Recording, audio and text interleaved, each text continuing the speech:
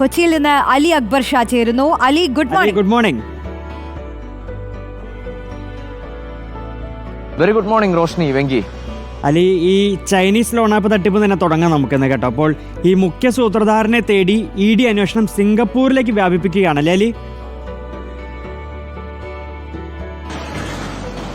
വെങ്കി, ഞെട്ടിക്കുന്ന ഓരോ വിവരങ്ങളും പുറത്തു വന്നുകൊണ്ടിരിക്കുകയാണ്. ചൈനീസ് ലോൺ ആപ്പ് തട്ടിപ്പുമായി ബന്ധപ്പെട്ട് ഇതിന്റെ കേരളത്തിലെ 2 കണ്ണികൾ കൂടി പിടിയിലായതോടുകൂടിയാണ് കൂടുതൽ വിവരങ്ങൾ, ഏത് രീതിയിലാണ് കേരളത്തിൽ ഈ തട്ടിപ്പിന്റെ പ്രവർത്തനങ്ങൾ നടന്നിട്ടുള്ളതെന്ന വിവരങ്ങൾ പുറത്തു വരുന്നത്. ഈ ചോദ്യം ചെയ്യലിൽ നിന്നാണ് ഈ തട്ടിപ്പ് നിയന്ത്രിച്ചിരുന്ന മുഖ്യ സൂത്രധാരനായിട്ടുള്ള വ്യക്തിയെപ്പറ്റി, സിംഗപ്പൂർ സ്വദേശിയായിട്ടുള്ള മുസ്തഫ കമാലിനെ പറ്റിയുള്ള വിവരം എൻഫോഴ്സ്മെന്റ് ഡയറക്ടറേറ്റിന് ലഭിക്കുന്നത്. ഈ മുസ്തഫ കമാലിന്റെ ബാക്ക്ഗ്രൗണ്ട് അന്വേഷിച്ചപ്പോൾ അത് അത്ര സുഖകരമായ ബാക്ക്ഗ്രൗണ്ട് അല്ല എന്ന വിവരവും എൻഫോഴ്സ്മെന്റ് ഡയറക്ടറേറ്റിന് കിട്ടിയിട്ടുണ്ട്. നേരത്തെയും ഇയാൾ വലിയ രീതിയിലുള്ള തട്ടിപ്പുകൾ, ക്രിപ്റ്റോ കറൻസിയുമായി ബന്ധപ്പെട്ട് വലിയ രീതിയിലുള്ള തട്ടിപ്പുകൾ നടത്തുകയും ഇതിൽ പിടിക്കപ്പെടാതെ രക്ഷപ്പെടുകയും ചെയ്ത ആളാണെന്ന വിവരമാണ് ഇപ്പോൾ എൻഫോഴ്സ്മെന്റ് ഡയറക്ടറേറ്റിന് ലഭിച്ചിരിക്കുന്നത്. ഇതുമായി ബന്ധപ്പെട്ടിപ്പോൾ ED അന്വേഷണം സിംഗപ്പൂരിലേക്ക് കൂടി വ്യാപിപ്പിച്ചിരിക്കുകയാണ്. ഈ മുസ്തഫ കമാൽ സിംഗപ്പൂർ സ്വദേശി ആയതുകൊണ്ട് തന്നെയാണ് ഈ തട്ടിപ്പ് നടത്തിയ അക്കൗണ്ടുകളിൽ നിന്നും കോടികൾ സിംഗപ്പൂരിലേക്ക് ഒഴുകിയത് എന്നും എൻഫോഴ്സ്മെന്റ് ഡയറക്ടറേറ്റ് കണ്ടെത്തിയിട്ടുണ്ട്. 112 കോടി രൂപയാണ് ചൈനയിൽ ഈ തട്ടിപ്പ് സംഘം ക്രിപ്റ്റോയിൽ ഇൻവെസ്റ്റ് ചെയ്തിരിക്കുന്നത്. അങ്ങനെ ഓരോ വിവരങ്ങൾ പുറത്തു വരുമ്പോഴും സമീപകാലത്തൊന്നും കേട്ടുപരിചയമില്ലാത്ത ഏറ്റവും വലിയ ഡിജിറ്റൽ തട്ടിപ്പിന്റെ വിവരങ്ങൾ തന്നെയാണ് നമ്മൾ അറിഞ്ഞുകൊണ്ടിരിക്കുന്നത്.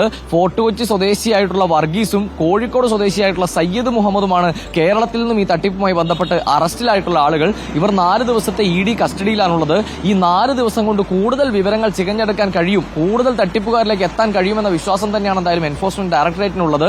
ഈ 2.7 കോടി രൂപയാണ് ഈ 2 മലയാളികൾക്ക് ഈ തട്ടിപ്പ് സംഘം പ്രതിഫലമായി നൽകിയിട്ടുള്ളത്. ഇത് വെച്ച് ഇവർ മൈസൂരിൽ ഉൾപ്പെടെ റിസോർട്ടും അങ്ങനെ മറ്റു പല സ്ഥാപനങ്ങളും ഒക്കെ തുടങ്ങിയിട്ടുണ്ട്.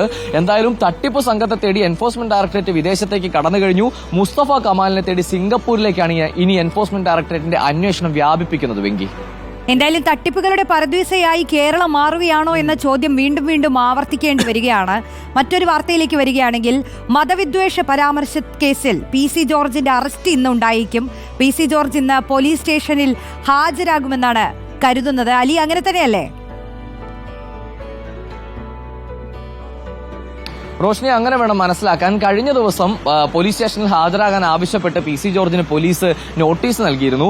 വീട്ടിലെത്തി നോട്ടീസ് നൽകാൻ വന്നപ്പോഴാണ് PC ജോർജ് സ്ഥലത്തില്ല എന്ന വിവരം മനസ്സിലാകുന്നത്. പിന്നീട് മകൻ ഷോൺ ജോർജ് ഈ നോട്ടീസ് കൈപ്പറ്റാൻ ശ്രമിച്ചെങ്കിലും PC ജോർജിന് നേരിട്ടേ നോട്ടീസ് കൊടുക്കുകയുള്ളൂ എന്ന നിലപാടായിരുന്നു പോലീസ് സ്വീകരിച്ചത്. അങ്ങനെ അന്നേ ദിവസം ഉച്ചയ്ക്ക് 2 മണിക്ക്, അതായത് കൃത്യമായി പറഞ്ഞാൽ കഴിഞ്ഞ ശനിയാഴ്ച ഉച്ചയ്ക്ക് 2 മണിക്ക് പോലീസ് സ്റ്റേഷനിൽ ഹാജരാകാൻ അറിയിച്ചെങ്കിലും തനിക്ക് ആരോഗ്യ പ്രശ്നമുള്ളതിനാൽ ഹാജരാകാൻ സാധിക്കില്ലെന്നും തിങ്കളാഴ്ച ഹാജരായിക്കൊള്ളാമെന്നും PC ജോർജ് പോലീസിനെ അറിയിക്കുകയായിരുന്നു. അതിന്റെ അടിസ്ഥാനത്തിൽ ഇന്ന് രാവിലെ 10:10 തന്നെ ഈരാറ്റുപേട്ട പോലീസ് സ്റ്റേഷനിൽ ഈരാറ്റുപേട്ട ഇൻസ്പെക്ടർക്ക് മുന്നിൽ താൻ ഹാജരാകുമെന്നാണ് PC ജോർജ് അറിയിച്ചിരിക്കുന്നത്.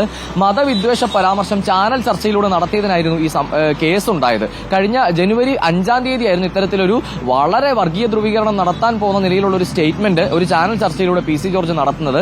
ഇതുമായി ബന്ധപ്പെട്ട് ഈരാറ്റുപേട്ടയിലെ യൂത്ത് ലീഗ് പ്രവർത്തകരായിരുന്നു പരാതി നൽകുകയും പിന്നീട് പോലീസ് നടപടിയെടുക്കുകയും ചെയ്തത്. നേരത്തെ തന്നെ ഇത്തരത്തിലുള്ള സമാനമായ കേസിൽ നടപടി നേരിട്ടിട്ടുള്ള ആൾ കൂടിയാണ് PC ജോർജ്. അതുകൊണ്ട് തന്നെ ജാമ്യാപേക്ഷ തള്ളിക്കൊണ്ട് ഹൈക്കോടതി നിരീക്ഷിച്ചത് നേരത്തെയും ഇത്തരത്തിലുള്ള പരാമർശങ്ങൾ നടത്തിയിട്ടുള്ള ഒരു വ്യക്തി ഇനി നടത്തരുത് എന്ന കോടതി നിർദ്ദേശം നിലനിൽക്കെ ജാമ്യ വ്യവസ്ഥയുടെ ലംഘനം കൂടിയാണ് നടത്തിയിരിക്കുന്നത്. അതുകൊണ്ട് ജാമ്യം അംഗീകരിക്കാൻ കഴിയില്ല എന്നതായിരുന്നു കോടതി നിരീക്ഷണം. ഇതുമായി ബന്ധപ്പെട്ട് എന്തായാലും ഇന്ന് രാവിലെ 10 മണിയോടുകൂടി തന്നെ PC ജോർജ് പോലീസ് സ്റ്റേഷനിൽ ഹാജരാകുമെന്നാണ് നമുക്ക് ലഭിക്കുന്ന വിവരം. അങ്ങനെയെങ്കിൽ അറസ്റ്റ് ഉൾപ്പെടെയുള്ള നടപടികൾ ഇന്ന് തന്നെ ഉണ്ടാകാനുള്ള സാധ്യതയാണ് ഈ PC ജോർജുമായി ബന്ധപ്പെട്ടുള്ള കേസിലുള്ളത്. റോഷ്നി, ഓക്കെ, അലിയാണ് വിശദാംശങ്ങൾ നൽകിയത്. എന്തായാലും PC ജോർജിന് മുന്നിലുള്ള വഴികൾ അങ്ങനെ അടയുകയാണെന്നാണ് ഏറ്റവും ഒടുവിൽ നമുക്ക് മനസ്സിലാക്കാൻ കഴിയുന്നത്. ഒരു പെട്ട അവസ്ഥ കൂടിയായിപ്പോയി. കാരണം ഇപ്പൊ സംസ്ഥാന നേതൃത്വവും BJPയുടെ സംസ്ഥാന നേതൃത്വം കൈവിട്ടു എന്നതാണ് ഏറ്റവും വലിയ രസകരമായ ഒരു കാര്യം എന്ന് പറയുന്നത്. അതെ, അപ്പൊ അതാണ് കൊച്ചിയിൽ നിന്നുള്ള മറ്റു വാർത്തകൾ, മധ്യ കേരളത്തിൽ നിന്നുള്ള വാർത്തകൾ.